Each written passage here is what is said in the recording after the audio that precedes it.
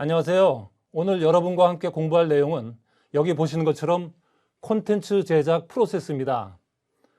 쉽게 말하면 콘텐츠를 제작하는 과정을 순서대로 알아보는 그런 내용이 되겠습니다. 저는 한양사이버대학교의 이문순 교수입니다. KBS에서 오랫동안 근무를 하면서 방송 제작을 했고 지금은 방송 제작과 1인 미디어 등의 과목을 강의하고 있습니다. 콘텐츠라고 하면 여러 가지 의미가 있겠지만 여기서는 영상 콘텐츠를 말하는 것입니다. 그래서 영상물을 제작하는 과정을 설명하는 내용이라고 이렇게 보시면 되겠습니다.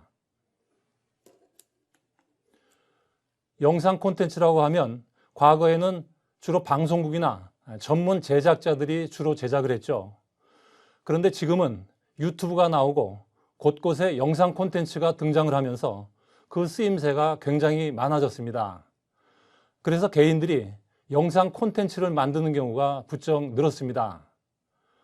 따라서 영상 콘텐츠 제작 방법을 배워놓으면 앞으로 활용도가 매우 높습니다. 특히 방송 프로그램이든 유튜브에 올리는 영상이든 거의 유사한 제작 과정을 거치기 때문에 응용 분야도 넓다고 하겠습니다.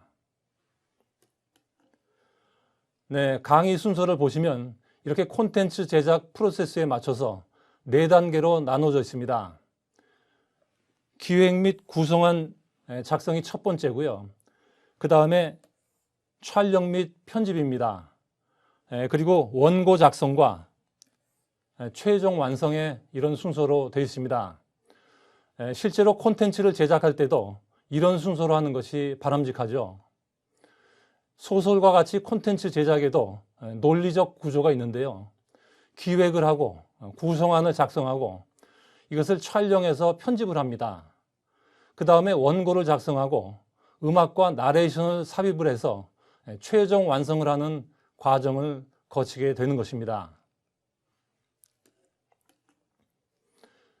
설명에 앞서서 동영상 사례부터 먼저 보겠습니다. 이천 특산품 편이라는 동영상인데요. 언뜻 보면 일반 콘텐츠 같은 내용인데 실제로는 광고입니다.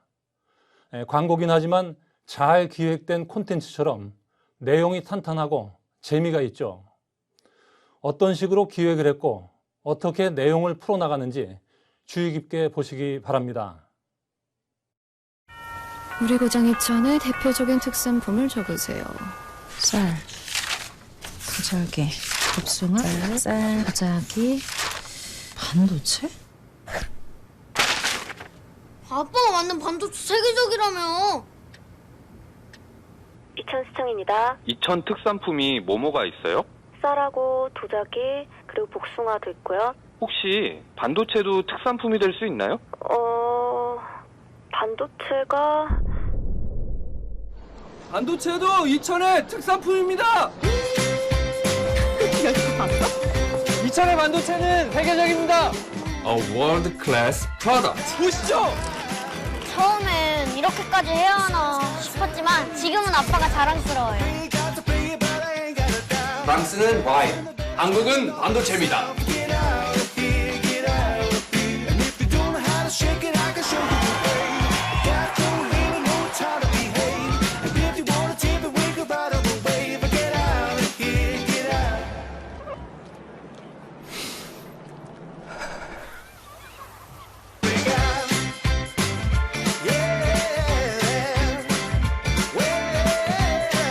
SK 하이닉스는 세계적인 첨단 반도체를 만듭니다. 아빠와 아들이 주인공으로 나와서 재미있는 스토리를 가지고 메시지를 전달하고 있죠. 반도체도 이천의 특산품이라는 메시지로 지역과 직장 그리고 가정의 소통을 추구하고 있습니다. 조회수가 3천만 회를 넘을 만큼 사람들의 관심을 모았습니다. 독특한 기획에 제작까지 잘한 사례라고 하겠습니다. 그러면 먼저 기획 및 구성안 작성에 대해서 살펴보겠습니다. 기획 단계는 콘텐츠를 만들기 위한 기초 작업 단계입니다. 기획의 성공이 콘텐츠 성공의 70%를 차지할 정도로 중요하죠. 콘텐츠의 전체 방향성을 결정하는 단계라고 할 수도 있습니다. 처음에 방향성을 잘못 잡으면 촬영과 편집, 원고 작성, 그리고 최종 완성 단계를 아무리 정교하게 해도 그 한계를 뛰어넘을 수가 없습니다. 기획 단계는 지금 보시는 것처럼 무엇을, 왜, 어떻게 만들 것인가, 즉 소재와 기획 의도 또는 주제, 그리고 형식을 결정을 해서 기획안을 완성하는 단계입니다. 여기에 한 가지 추가를 한다면 누구를 대상으로 하는가 하는 겁니다. 이른바 이제 타겟이죠. 바로 초기에 고민해야 할 모든 사항들을 고민하는 그런 단계라고 할 수가 있습니다. 이런 내용으로 기획안을 만드는데요. 기획안에는 이렇게 제목과 방송 예정일, 제작자, 그리고 제작 형식, 기획 의도, 제작비 내역 등에 대한 정보가 있습니다. 이처럼 기획 단계에서는 주제와 소재, 형식, 개요, 이런 중요한 그림들을 그린다는 것을 알 수 있습니다. 여기서 기획 의도란 무엇을 말하는 걸까요? 학생들에게 기획 의도를 써보라고 하면 콘텐츠의 전체적인 내용을 써놓는 경우가 많더라고요. 기획 의도는 그게 아니라 콘텐츠를 제작하는 목적 또는 방향에 대한 계획을 말합니다. 다시 말하면 지금 이 시점에 왜 이 콘텐츠가 필요한 것인가를 압축적으로 보여주는 것이죠. 혼동을 하기 쉬운데요. 기획 의도는 콘텐츠의 전반적인 줄거리를 말하는 것이 아닙니다. 또 무엇을 촬영해서 내용을 어떻게 엮을 것인지 하는 것도 아닙니다. 지금 이 시점에 이 콘텐츠가 왜 필요한지 하는 거죠. 예를 들어서 오스카상을 받은 봉준호 감독의 영화 기생충은 사회의 불평등을 그리고 있지만 기획 의도는 인간에 대한 예의와 존엄이었습니다. 콘텐츠를 제작할 때는 무엇을 이야기하려는지 하는 기획 의도를 처음부터 핵심적으로 생각을 해야 하고 마지막까지 염두에 둬야 합니다. 다음은 구성안 작성입니다. 구성안은 대강의 줄거리를 알아볼 수 있도록 촬영을 나가기 전에 작성을 하게 됩니다. 흔히들 크리에이터를 이야기꾼으로 표현하기도 합니다. 그만큼 크리에이터의 기본 작업은 스토리텔링이라고 볼 수가 있습니다. 따라서 크리에이터들은 자신의 목소리를 전달하기 위해서 훌륭한 이야기꾼이 돼야 합니다. 그래야 소재들을 모아서 효율적으로 주제를 구현하게 되죠.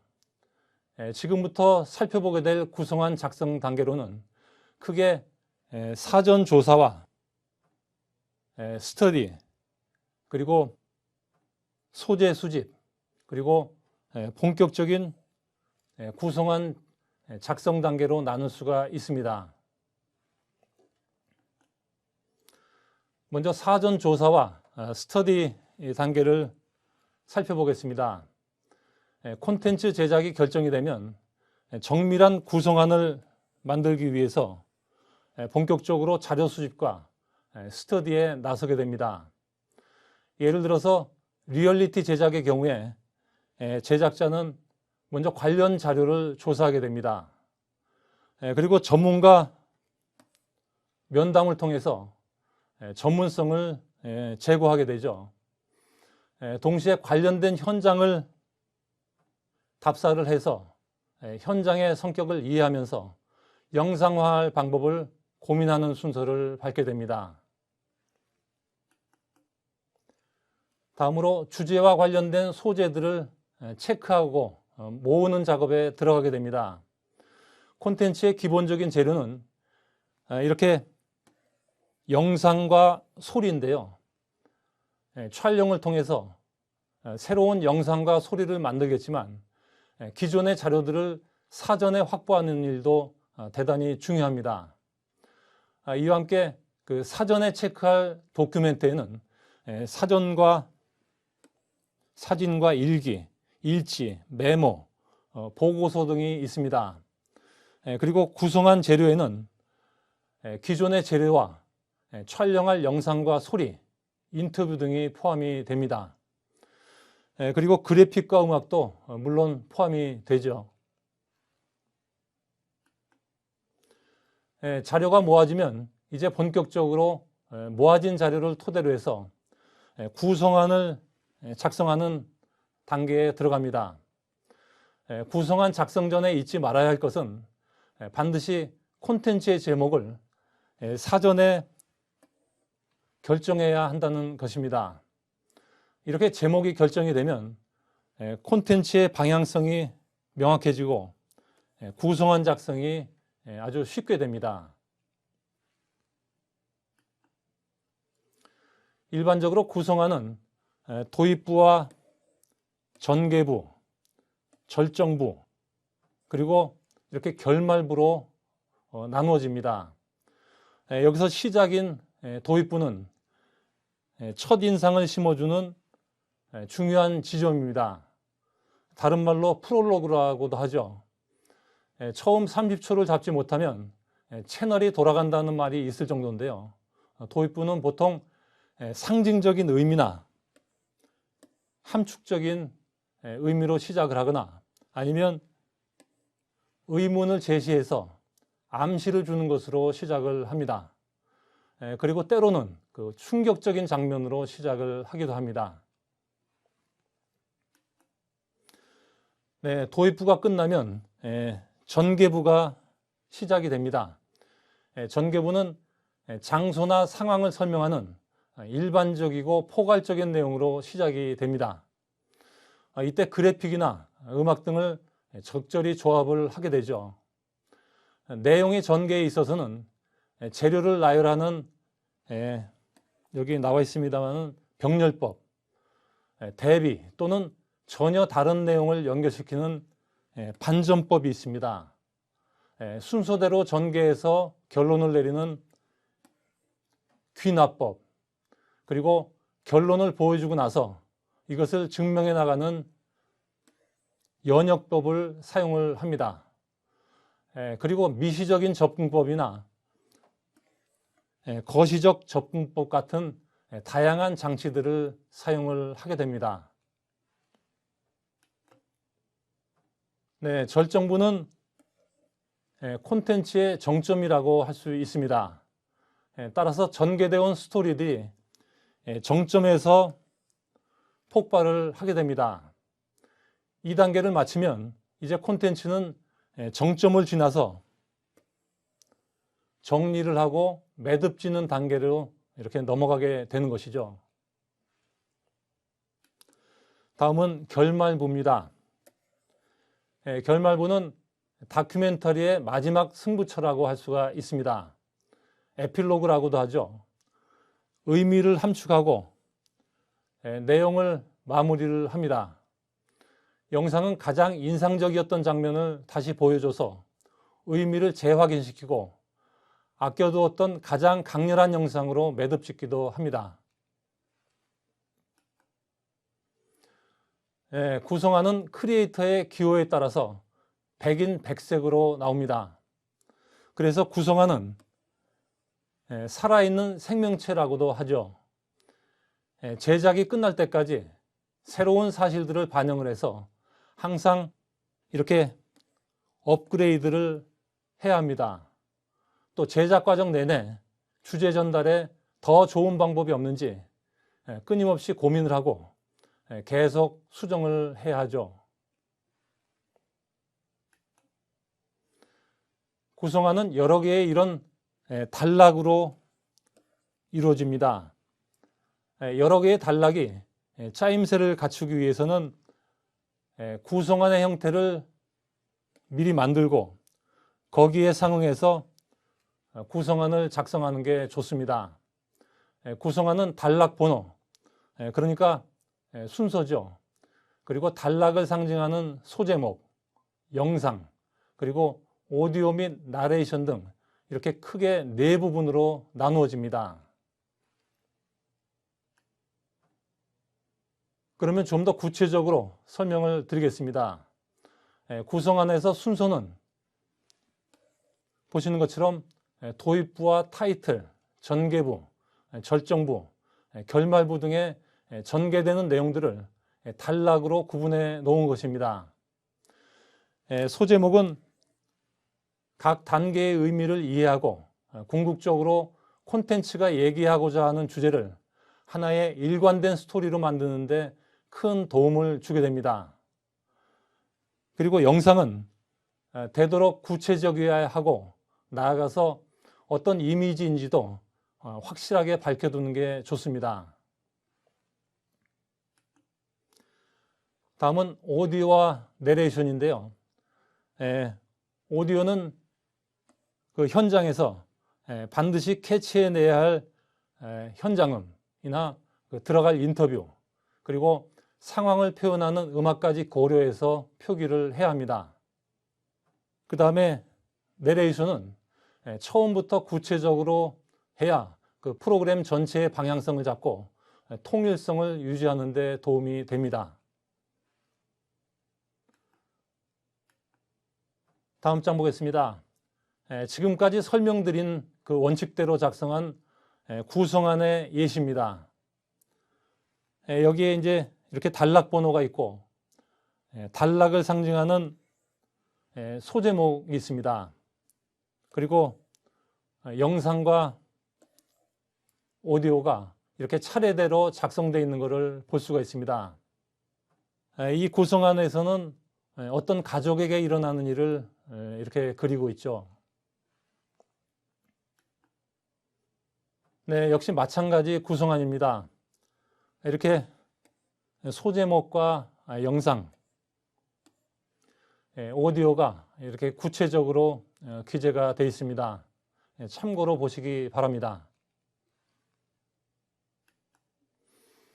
다음은 촬영 및 편집 단계를 보겠습니다. 촬영 단계는 구성안의 리얼리티를 확보하는 과정이라고 할 수가 있습니다. 그래서 현장의 이미지를 잡아내는 것이 중요하죠. 특히 구성안의 의도와 주제를 현장에서 잡아내는 것이 무엇보다 중요하다고 할 수가 있습니다. 어느 현장이든 그 현장만이 가진 이미지가 있는데요. 그것을 영상으로 표현해낼 수 있어야만 콘텐츠는 생명력을 얻을 수가 있습니다.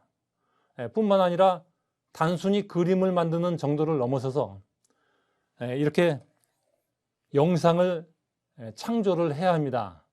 그것은 상징적이면서도 시청자의 뇌리에 오래 남을 인상적인 영상과 동시에 현장과 주제를 가장 리얼하게 표현할 수 있는 이미지라야 합니다.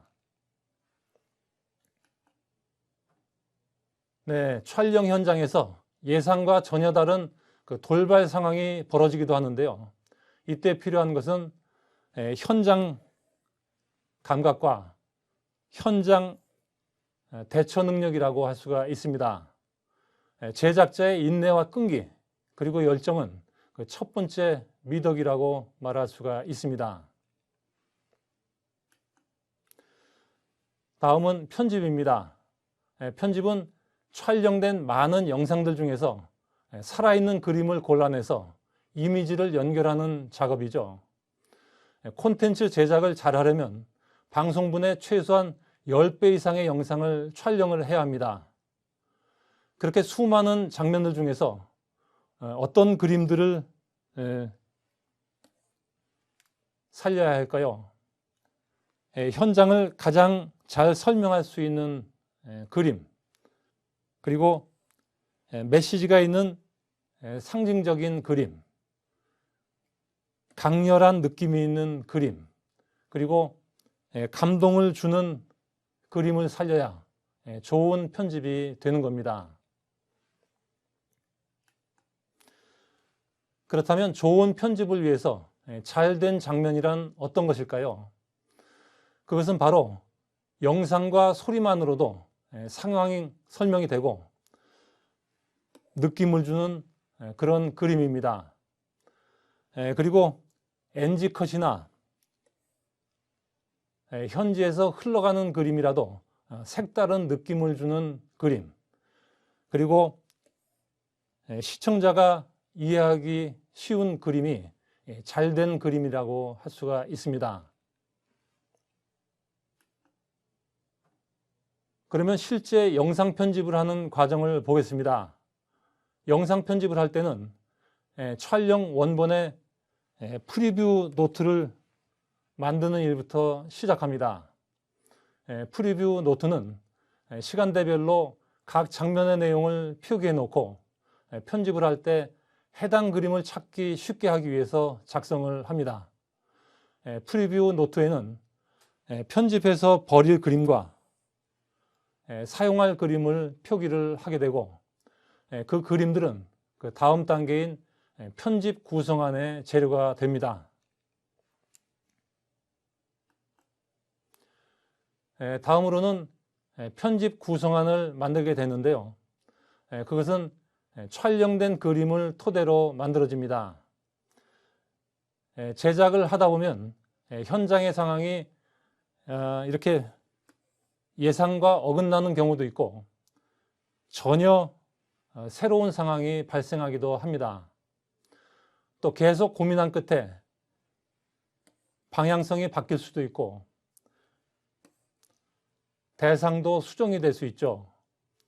다시 말해서 편집 구성안은 촬영된 실제 내용을 가지고 지금까지의 고민한 내용을 총정리하는 그런 최종안인 셈입니다. 영상 편집을 할 때 과거처럼 플레이어와 녹화기 두 대를 놓고 하는 편집은 대부분 사라졌습니다. 최근에는 컴퓨터를 활용하는 NLE 편집이 일반화돼서 광범위하게 사용이 되고 있습니다. NLE 편집기는 non-linear, 그러니까 비선형 편집기라는 의미죠. 전문 편집자들은 여기 보시는 것처럼 프리미어 프로나 파이널 컷 프로를 많이 쓰고 초보자들은 곰믹스나 오픈샷이라는 프로그램을 많이 사용을 합니다. 이 왼쪽에 두 가지는 유료라서 요금을 지불해야죠. 콘텐츠 제작 과정에서 이렇게 영상이 만들어지면 다음에는 원고를 작성하게 됩니다. 콘텐츠 제작에서는 영상도 중요하지만 원고도 중요한 역할을 합니다. 간혹 원고 없이 애드립만으로 제작을 하는 경우도 있긴 하지만 그것은 매우 예외적인 경우이고 대부분은 원고가 필요합니다. 영상에서는 현장의 느낌을 그대로 전하고 원고는 스스로 생명을 가진 영상에 부과돼서 정보를 보완하고 의미의 깊이를 줘서 더욱 생명력을 불어넣게 되죠. 원고는 정보 보완과 의미 부여에 그런 기능이 있다는 얘기입니다. 결국 영상과 원고가 만나서 시너지 효과를 낼 수 있게 되는 것입니다.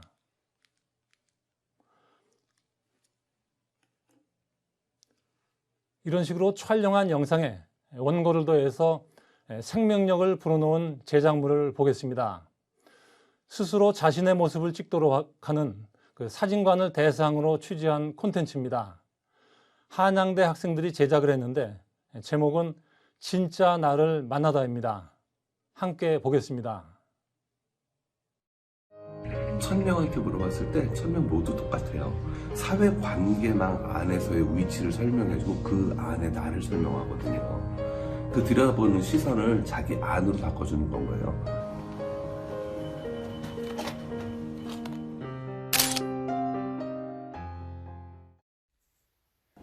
자화상 프로젝트를 진행하고 있는 김현식 사진작가.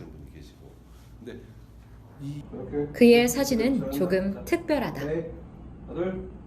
그는 이제는 거의 볼 수 없는 은염 인화를 하고 손님에게는 카메라를 내어주고 심지어는 사진관을 비운다. 사진작가가 떠난 스튜디오에서 손님은 홀로 남아 스스로의 모습을 촬영한다. 저 뒤에 거울이 저렇게 있어요. 자화상이라는 것은 자기가 자기한테 자기소개를 해보는 건 거예요. 저 거울을 통해서 나를 들여다보면서 나를 객관화시키는 거예요. 사진을 찍는 공간에 있는 것이라곤 카메라, 조명, 거울, 그리고 원격 셔터가 전부다.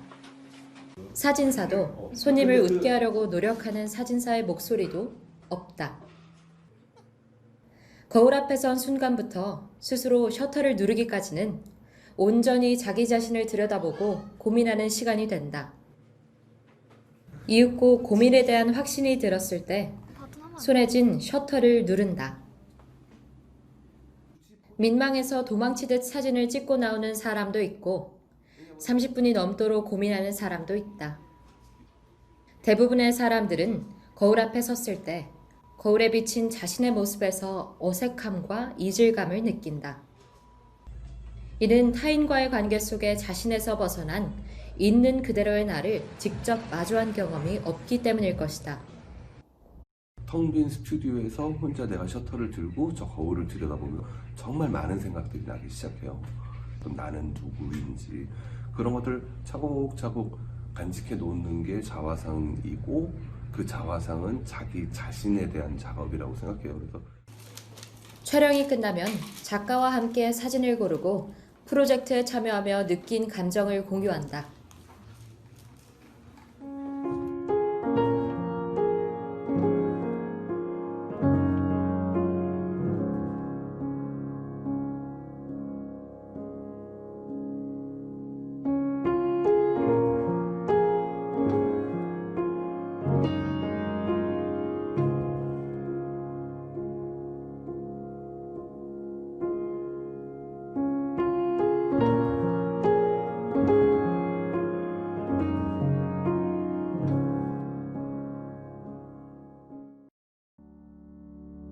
사진에는 겉모습만이 아닌 찍는 순간의 고민과 기억이 고스란히 담긴다. 진짜 나를 찾는 순간. 그리고 그 순간을 담아낸 한 장의 사진. 이 사진은 누군가에게 보여주기 위한 것이 아닌 진정한 나의 모습이 담긴 사진일 것이다. 꼭 사진이 아니어도 좋다. 한 번쯤은 거울 속에 꾸밈없는 자신을 마주하고 스스로에 대한 진지한 고민을 해보는 것은 어떨까? 네, 마지막 부분의 멘트가 인상적이죠. 이 사진은 누군가에게 보여주기 위한 것이 아닌 진정한 내 모습이 담긴 사진일 것이다 라고 말이죠. 지금 보신 이 동영상은 촬영이나 편집도 우수하지만 원고 작성이 잘 돼서 콘텐츠의 의미를 더해주고 있습니다. 원고를 작성할 때 사람들은 흔히 중계방송의 오류를 범하게 됩니다. 중계방송의 오류란 화면의 내용을 다시 그대로 설명을 하는 것을 말하는데요. 화면을 보면 알 수가 있어서 굳이 설명할 필요가 없는 것인데 다시 설명하는 것이죠. 예를 들어서 화면에 보시는 것처럼 6살 난 정미라는 어린이가 우유를 꺼내서 먹고 있습니다. 그럴 때 원고는 6살 정미가 우유를 꺼내서 자기 스스로 먹는다. 이런 식의 중계방송이 아니라 6살 정미가 스스로 우유를 꺼내 먹는 것은 1년 전 엄마가 아프면서부터다. 이런 식으로 영상의 의미를 전하는 것이라야 합니다. 중계방송식으로 원고를 쓰면 불필요한 데다가 그리 세련돼 보이지 못하게 되죠. 글을 쓸 때 자주 범하는 또 하나의 오류는 멋진 미사여구를 동원해야 한다는 강박관념입니다. 원고는 드라이하게 팩트를 알려주는 정보 전달 중심으로 해야 합니다. 그런데 미사여구를 많이 써서 독자들에게 일정한 감정을 느끼도록 강요하는 것은 되도록 피하는 것이 좋습니다. 예를 들어서 빈민국의 어린이들에 대한 실태를 다룬 콘텐츠에서 식량을 구하려는 어린이들이 불쌍하고 비참해 보인다, 이런 식의 내용을 전할 것이 아니라, 이렇게 세계적으로 식량 부족에 시달리는 사람들이 8억 명이나 될 만큼 심각하다라고 하면 오히려 강렬하고 힘 있는 영상이 될 것입니다. 감성에 젖은 내용의 원고보다는 사실을 토대로 한 원고가 콘텐츠를 더욱 힘있게 만들게 됩니다. 다음은 내레이션의 절제입니다. 최근에 콘텐츠 제작을 할 때 너무 원고의 분량이 많아지는 그런 경향이 있는데요. 원고도 쉬어가는 자리가 필요합니다. 계속해서 내레이션을 할 게 아니라 내레이션을 하지 않고 가는 부분이 필요하다는 그런 얘기입니다. 그래야 시청자들이 콘텐츠의 의미를 생각할 수 있기 때문이죠. 쉬어가는 자리에는 영상과 음악,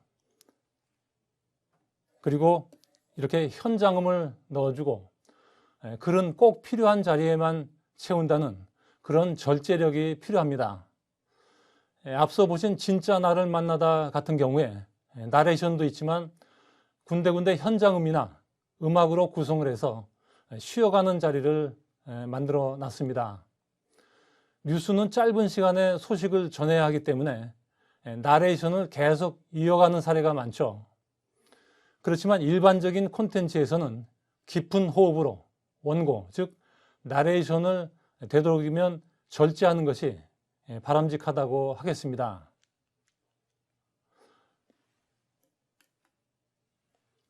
네, 원고를 쓸 때 잊지 말아야 할 또 하나의 인식은 상황을 전하는 단어는 하나밖에 없다는 사실입니다. 글을 쓰기 어려운 이유는 바로 이 때문이라고 할 수가 있습니다. 영상에 맞춰서 글을 쓰는데도 전달이 잘 되지 않고 뭔가 이상하죠. 그 이유는 적확한 단어를 쓰지 않았기 때문입니다. 여기서 적확한 단어라고 하면 적절하고도 정확한 단어를 말하는데요. 이것은 한 개의 대상에 꼭 들어맞는 하나의 단어를 의미합니다. 때로는 이렇게 하나밖에 없는 단어를 찾기 위해서 머리를 짜내고 고민을 해야 할 때도 있는 것입니다. 그 다음에는 그 원고 작성을 위한 사전 작업이 필요합니다. 원고 작성을 위한 사전 작업으로는 먼저 컷의 길이를 정교하게 체크를 해야 하는데요. 시퀀스와 단락으로 나누어서 체크를 하고 나중에 원고 작성을 하는 그런 순서로 해야 합니다. 두 번째로는 음악이나 인터뷰 부분을 사전에 고려하는 작업이 있습니다. 이때는 원고의 완급 조절이나 쉬어가는 코너 기능도 함께 감안을 해야 하죠. 세 번째로 정보와 메시지를 사전에 구성 단계에 맞게 분배하는 작업이 있습니다. 이럴 경우에는 기초 정보는 맨 앞부분에 배치를 하고 그리고 감동적인 내용은 클라이막스 부분에 배치를 하는 것이 효과가 좋습니다. 원고 작성을 위한 사전 작업은 짜임새 있는 구성을 위해서 반드시 필요한 절차라고 하겠습니다.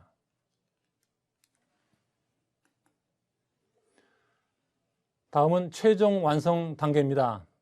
최종 완성 단계는 보시는 것처럼 특수 영상과 자막, 음악과 내레이션, 이렇게 네 가지 단계가 있습니다.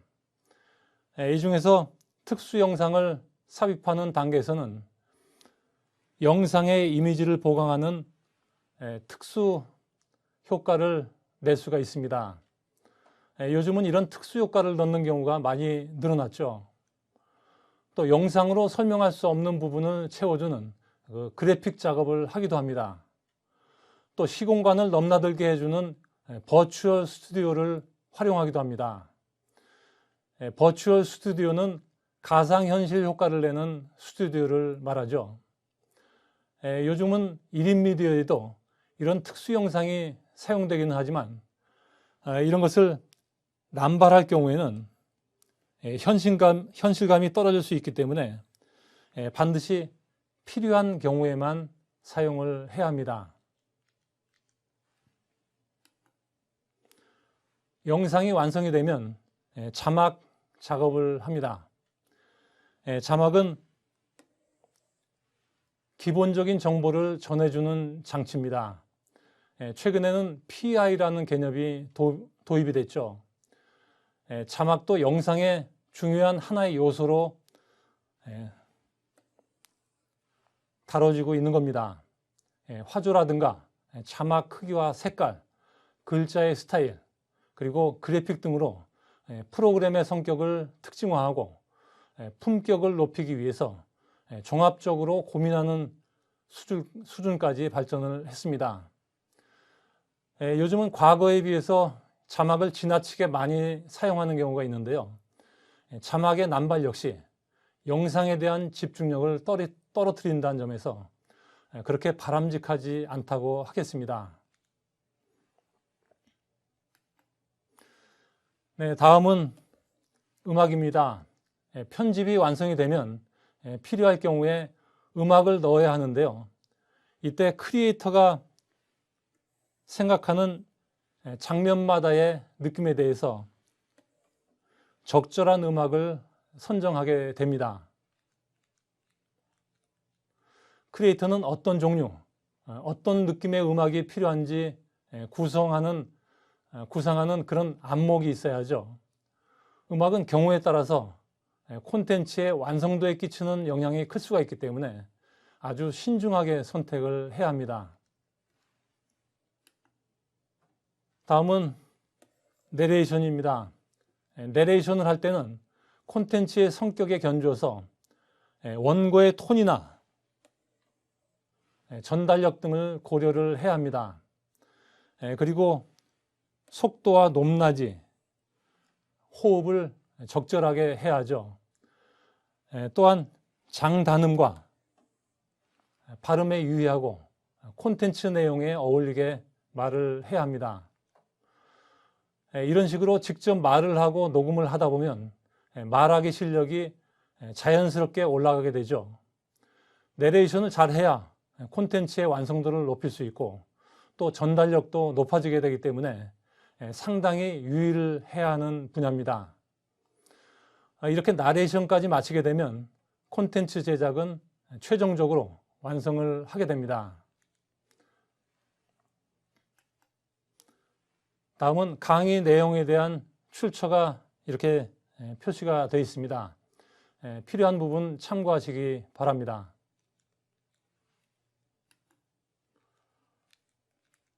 여기도 마찬가지로 그 강의 내용에 대한 출처가 표시되어 있습니다. 네, 지금까지 콘텐츠 제작 프로세스에 대해서 전체적으로 살펴봤습니다. 실제로 콘텐츠 제작을 할 때는 세부적인 실무 제작 능력이 필요할 것입니다. 그렇지만 일단은 오늘 배운 전반적인 프로세스부터 알아야 더욱 효과적으로 제작을 할 수가 있습니다. 오늘 공부한 내용을 바탕으로 해서 앞으로 실무 제작 능력을 더욱 키우면 훌륭한 동영상 콘텐츠를 제작할 수 있게 될 것입니다. 감사합니다.